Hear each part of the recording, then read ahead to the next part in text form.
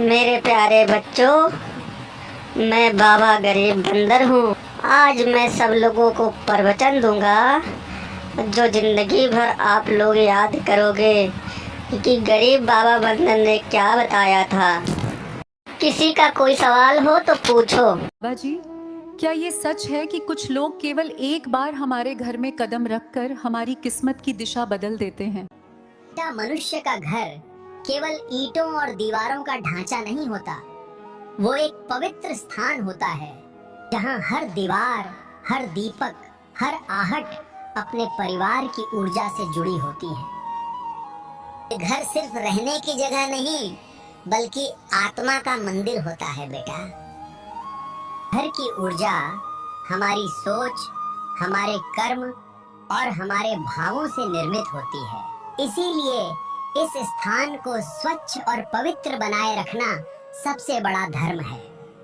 परंतु बेटा, जब तुम अपने द्वार ऐसे लोगों के लिए खोल देते हो जिनके मन में तुम्हारे प्रति ईर्ष्या या द्वेष है, तब तुम अनजाने में अपने घर की शांति को भंग कर देते हो। व्यक्ति चाहे तुम्हारा मित्र ही क्यों न हो, पर वो अपने घर की ऊर्जा लेकर चलता है।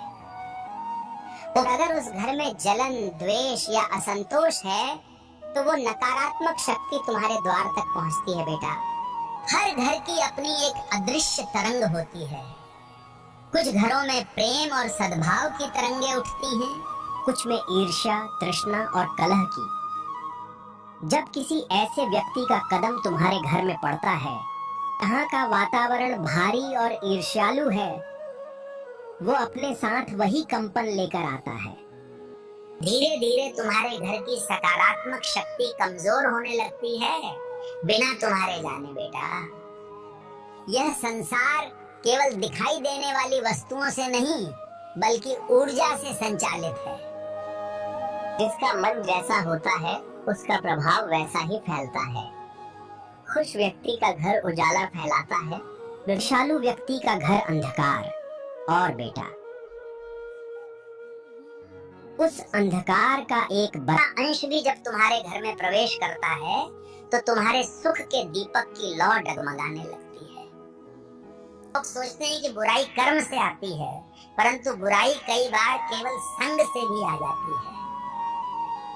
तो तुम्हारे प्रति द्वेष रखता है, वो चाहे मुस्कुरा कर मिले, पर उसके मन की तरंग तुम्हारे घर की शांति को खा जाती है। मैंने यह सत्य अपने जीवन में बार बार देखा है बेटा।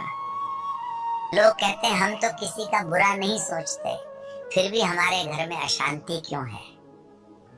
कि कई बार बुराई तुम्हारे कर्म से नहीं, बल्कि किसी और के संग से प्रवेश करती है।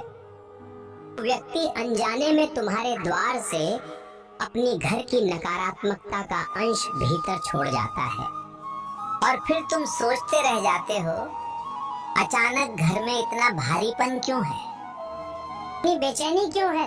सुनो बेटा, अतिथि तभी देवता होता है जब उसका मन पवित्र हो, और आने वाला देवता नहीं होता। कुछ लोग और उनके घर अपने भीतर ऐसी ऊर्जा रखते हैं, दूसरों के सुख को सहन नहीं कर पाती, और वही भावना जब तुम्हारे द्वार से भीतर प्रवेश करती है, जो तुम्हारी उन्नति में बाधा बन जाती है। इसलिए बेटा, अपने घर के द्वार को केवल ताले से नहीं है, रेख से सुरक्षित रखो। जैसे मंदिर में कोई अपवित्र वस्तु नहीं ले जाई जाती, वैसे ही अपने घर में भी किसी अपवित्र भावना का प्रवेश मत होने दो। अगर किसी का मन पूरे सुख से जलता है, तो उसका कदम तुम्हारे द्वार के भीतर दुर्भाग्य लेकर आएगा। घर को स्वच्छ रखना केवल झाड़ू पोछे से नहीं होता बेटा, उसकी ऊर्जा को भी शुद्ध रखना पड़ता है। अगर तुम बार बार ऐसे लोगों को अपने घर में बुलाओगे जिनके मन में ईर्ष्या है, तो धीरे धीरे तुम्हारे घर की आभा मंद पड़ जाएगी। जहाँ पहले हंसी थी, वहाँ कलह आ जाएगी। जहाँ पहले समृद्धि थी, वहाँ चिंताएं पनपेंगी। जहाँ पहले शुभ संकेत मिलते थे, जहाँ अपशकुन शुरू हो जाएंगे। राज्य की रक्षा तलवार करती है, परंतु घर की रक्षा विवेक करता है। और राजा के महल की दीवारें सोने की हों या पत्थर की, यदि उनमें नकारात्मकता पेश कर जाए तो सुख टिक नहीं सकता। इसलिए बेटा, अपने द्वार को सजग रखो, अपने घर की मर्यादा को सुरक्षित रखो, क्योंकि जब नकारात्मकता एक बार भीतर आ जाती है, उसे निकालने में वर्षों लग जाते हैं और तब तक सुख और शांति दोनों दूर चले जाते हैं। घर की ऊर्जा ही घर की आत्मा है, उसे दूषित मत होने दो बेटा। जहाँ ऊर्जा पवित्र रहती है, वहाँ लक्ष्मी का वास होता है, वहाँ प्रेम बढ़ता है, वहाँ सफलता बनी रहती है। याद रखो बेटा, घर की दीवारें नहीं, घर की भावना तुम्हारे भाग्य का निर्धारण करती हैं। बाबा जी, अगर किसी के घर में ऐसी नकारात्मक ऊर्जा आ जाए तो उसे कैसे शुद्ध किया जा सकता है? नकारात्मक ऊर्जा किसी तूफान की तरह होती है, वो दिखाई नहीं देती, उसके आने से घर का वातावरण, चेहरों की मुस्कान और मन की शांति सब डगमगा जाते हैं। कई बार तुम कुछ नहीं करते, फिर भी घर में बेचैनी, थकावट और भारीपन महसूस होता है। यही संकेत है कि ऊर्जा असंतुलित हो चुकी है। पर बेटा, ईश्वर ने हर समस्या का उपाय बाहर उसी घर में छिपा रखा है। जैसे अंधकार को हटाने के लिए दीपक चाहिए, ऐसे ही नकारात्मक ऊर्जा को मिटाने के लिए प्रकाश, प्रेम और सत्य का स्पंदन चाहिए। पहला उपाय ध्वनि की शुद्धि।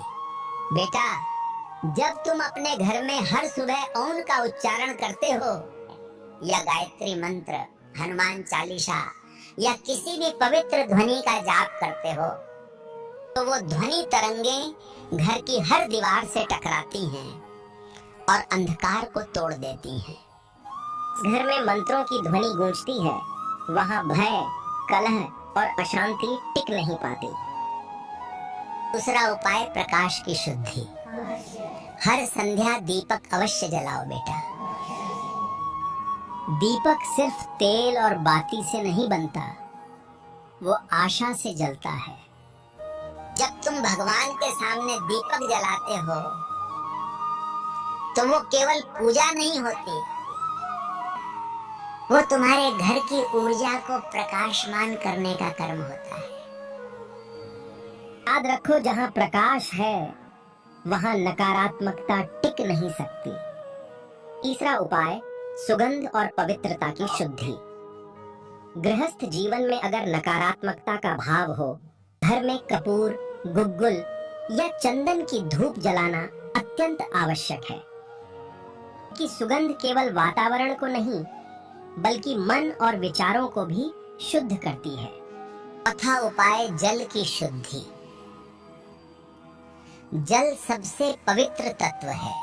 अगर तुम हर सुबह घर के द्वार पर जल छिड़क कर ओम नमः शिवाय बोलते हो, तो वो न केवल दरवाजे को बल्कि पूरे वातावरण को पवित्र कर देता है। जल में स्मरण शक्ति होती है, जो भी शब्द तुम कहते हो जल उसे ग्रहण कर लेता है। इसलिए हमेशा प्रेम और शुभ भाव से जल को उपयोग करो, ये तुम्हारे घर की कंपनों को संतुलित रखेगा। पांचवा उपाय विचारों की शुद्धि। बेटा, घर तभी शुद्ध होगा जब मन शुद्ध होगा। अगर भीतर क्रोध, ईर्ष्या या तुलना है तो चाहे 100 दीपक जलाओ, नकारात्मकता वापस आ जाएगी। में प्रेम रखो, क्षमा रखो। जिस दिन तुम किसी के लिए सच्चे मन से भला चाहने लगते हो, उसी दिन तुम्हारे घर का वातावरण बदलने लगता है। याद रखो, जहाँ करुणा बसती है वहाँ लक्ष्मी और शांति दोनों निवास करती हैं। छठा उपाय संग की शुद्धि। बेटा, ये बहुत सूक्ष्म बात है। घर में किन लोगों का आना जाना है ये बहुत महत्व रखता है। अगर तुम्हारे घर में ऐसे लोग आते हैं जिनके मन में जलन या द्वेष है, तो उनकी ऊर्जा दीवारों से टकराकर रुक जाती है। धीरे धीरे वही कंपन घर की दिशा बदल देती है। इसलिए विवेक रखो, हर मुस्कुराता चेहरा तुम्हारे लिए शुभ नहीं होता। घर के द्वार को केवल ताले से नहीं, विवेक से सुरक्षित रखो। और अंत में बेटा, सबसे बड़ा उपाय कृतज्ञता की भावना। हर रात सोने से पहले 2 मिनट बैठो और ईश्वर को धन्यवाद दो। अपने घर, अपने परिवार, अपने स्वास्थ्य और अपने अन्न के लिए। कृतज्ञता सबसे ऊंची ऊर्जा है। जहां धन्यवाद की भावना होती है, वहां नकारात्मकता कभी टिक नहीं सकती। जिस घर में लोग शिकायत कम और आभार ज्यादा करते हैं, वहां स्वतः ही लक्ष्मी, सुख और शांति निवास करती हैं। बेटा, घर की शुद्धि झाड़ू, पोछा या सजावट से नहीं होती। घर की शुद्धि भावना, विचार और ध्वनि से होती है।